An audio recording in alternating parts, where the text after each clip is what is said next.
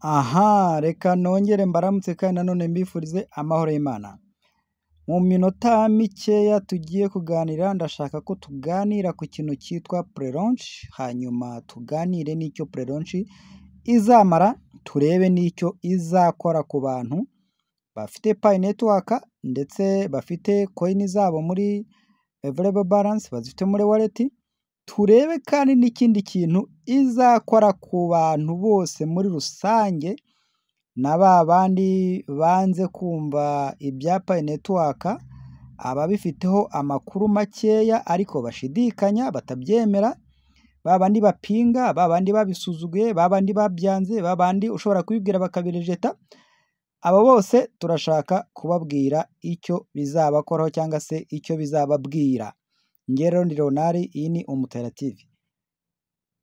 Kora subscribe kuri channel yacu Umutahira TV, ukande like, ukore share, ukore comment, wandike comment, wandike utange igitekerezo kugira ngo tumenye icyo tugomba gukora kirenze icyo turimo gukora ubu ngubu. Tumenye indi nkuru, tumenye andi makuru mukeneye kugira ngo tujye tugenda tubagezaho amakuru mukeneye. Hanyuma rero nukora subscribe ugakanda n'inzogera, bizajya bituma uhita ubona amakuru mu ba mbere kugira ngo usobanukirwe Pi Network. Hanyuma rero pre-launch mbere havuzwe ko ishobora gutangira ku itariki ya mbere z'ukwezi kwa 10, 2024. Abantu barasakuza, abandi baravuga, abandi bavuga ibintu byinshi cyane, ariko buriya ibintu byose biba bishoboka igihe cyose. Hanyuma rero pre-launch icyo izamara, izakora mbere y'uko Open Mainnet iba. Uburyo rero izakora ni ukuvuga ngo izi kampani zatsindiye amasoko yo gucuruza muri uyu mushinga wa Pi Network, bavuga ngo zatsinze muri hackathon, ni ukuvuga ngo zarapiganwe cyangwa se zarapurayinze zisaba kwemerwa, zimaze kwemerwa zitsindira iryo soko ryo kuzacuruza igihe cyose muri Pi Network, bakakira Pi, bagatanga product cyangwa se bagatanga ibicuruzwa ariko bakira Pi. Bo rero ukuntu bazakora ni ukuvuga ngo bari hafi ya ba nyir'umushinga, ku buryo bo bafite uburyo bavugana na ba nyir'umushinga cyangwa se bakorana bya hafi, ku buryo buri kimwe cyose bagerageza kugiha umurongo, kuko nibo bakiriya babo ba mbere, nibo bakiriya ba Pi ba mbere, ba Pi Network ba mbere. Ni ukuvuga ngo Dr. Nicholas ndetse na kwa timu, abo bantu bagomba kubemera bakabaha agaciro ayo makampani, kugira ngo ayo makampani nafata product azahabwa muri ubwo burenganzira bazabaha, ni ukuvuga ngo bazabaha ubushobozi bwo kujya kurangura bakoresheje izo Pi bazaba bafite, cyangwa se bahereze ubushobozi account zabo, wallet zabo. Ni ukuvuga ngo wallet zabo zo zizaba zibasha gukonvantinga mu mafaranga, wenda nko mu madolari cyangwa se mu mafaranga yandi bazaba bakeneye kujya kuranguramo. Ni ukuvuga ngo urumva, niba wenda tuvuge urugero nka SIB cyangwa se ziriya kampani zindi, zishobora kuzahabwa uburenganzira bugahabwa wallet address zabo, apana wallet address zacu twebwe abaturage. Wallet address za ziriya kampani zishobora kuzahabwa uburenganzira bwo gukonvatinga, noneho bajya kurangura bakarangura mu buryo ubwo ari bwo bwose. Tuvugiye nibagera ku ruganda wenda mu Bushinwa cyangwa se mu Buyapani cyangwa se n'ahandi mu zindi nganda zigiye zitandukanye nazo zemeye gukorana na Pi Network, cyangwa se bakajya no kurangura no mu zindi nganda zitemeye gukorana na Pi Network, ariko bo ubwabo bagira ngo baze produit bazazana bazazicuruza na pioneers. Uvuga ngo bazagenda barangure mu Pi, muri Pi, nibabona inganda ibyo bashaka batari kubibona neza muri Pi, bo bazaba bafite uburyo bwo kuvunja amafaranga, wenda mu madolari bakarangura mu madolari, cyangwa se mu mashinwa bakarangura mu mashinwa, bitewe n'amafaranga urwo ruganda ruzaba rushaka. Ibyo rero nibiba bazaza, hanyuma twebwe batuzanire produit batuzaniye, twebwe dushobora kuzagira gutya. Ni ukuvuga ngo nka SIB nayo izarangurwaho n'abandi bantu bashaka gucuruza aribo bamaze iminsi barimo gukora fomu cyangwa se buzuza fomu zo kugira ngo bemererwe kuzahabwa ibicuruzwa babiranguye muri payi.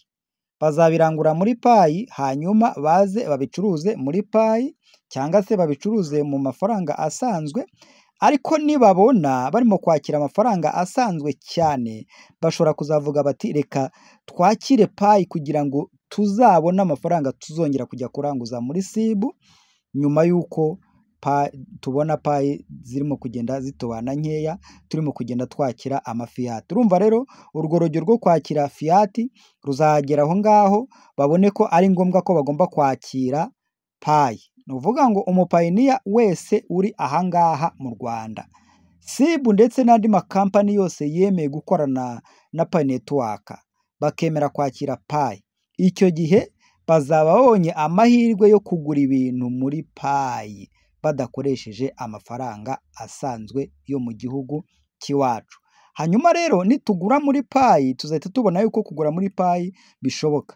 Ibyo gukomvantinga bizaba bimeze nk'aho bidafite agaciro karekare kuri twebwe, kuko tuzajya tubona buri kimwe cyose turakibona muri payi, ku buryo mu buzima bwa buri munsi ushobora kuzajya ubona payi ukabonamo icyo ushaka cyose muri bwa buzima bwa muntu bwa buri munsi. Hanyuma rero mbwira nibigenda gutyo mu minsi mikeya iri imbere, ubwo utekereza iki ku bantu batemeye umushinga barawumvishe, bapinze umushinga barawumvise, uyu munsi bavuga ngo bya bintu bya payi ntitubyumva, ni sikamu, ni ubwesikoro, ntibibaho, ntibishoboka, ariya mafaranga ntashoboka. Ubyumva ute? Nagira ngo nkubwire ko abantu benshi cyane bagiye gukanguka bashake ababafungurira akawunti za payi netiwaka, kubera ko bazaba babonye ko payi netiwaka irimo gukora akazi, iri mu kazi kari neza, kubera ko bazaba babonye umuntu agenda akagura ibikoresho bitandukanye kandi bizima kandi bifite agaciro, akabigura muri payi ya yindi bapinze, ya yindi batemeye.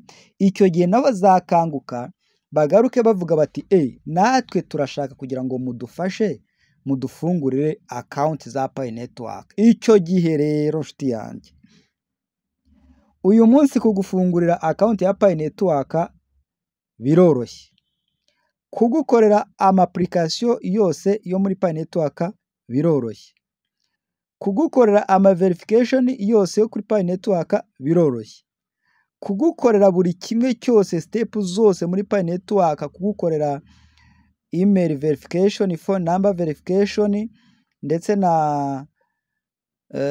n'ibindi byose ugomba gukora kuri akawunti yawe ya payi netiwaka, harimo za sekiriti sako ndetse lokapu ndetse n'ibindi byose usabwa gukorera. Uyu munsi hari abantu benshi barimo natwe tubikorera abantu, tubinginga rwose kugira ngo bakomere mu mushinga, babe hafi y'umushinga, baze tubakorere kandi babikore bishimye, banezerewe, bafite ibyishimo n'umunezero, binjire mu mushinga ku buntu nta kintu na kimwe batanze. Ariko hari abandi uyu munsi baca amafaranga. Nagira ngo ngutangarize ko igihe cyo guca amafaranga kitari iki ngiki, ahubwo igihe cyo kubaca amafaranga kiraje, aho utazongera kubona umuntu ugufungurira payi netiwaka ku buntu, aho utazongera kubona umuntu ugukorera KYC ku buntu, aho utazongera kubona umuntu ugukorera sitepu zose ku buntu, aho utazongera kubona umuntu ukwereka uko bakora buri kimwe cyose ku buntu. Nagira ngo rero nkwibutse yuko ibi ngibi ari ngombwa ukabikurikirana neza. Ngewe rero ndi Umutahira Leonard cyangwa se MC Leonard, mu misango ibi turabikora kandi tukabikora neza.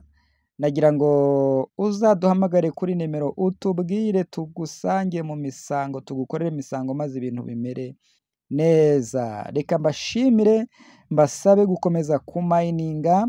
Abadafite amakawunti muze tubafungurire akawunti amazi atararenga inkombe. Mugerageze mube hafi, muze tubafungurire akawunti za payi netiwaka amazi atararenga inkombe bigishoboka, kuko umushinga numara kuronshinga birashoboka ko akawunti za Pi Network zitarafungurwa byazaba bitagikunze ko zifungurwa. Rero nimugerageze mubikurikirane neza, hanyuma muze mube hafi yacu tubafashe, ni mwebwe dufasha tukumva umunezero wo gufasha abantu. Murakoze rero mugire amahoro y'Imana, bye bye.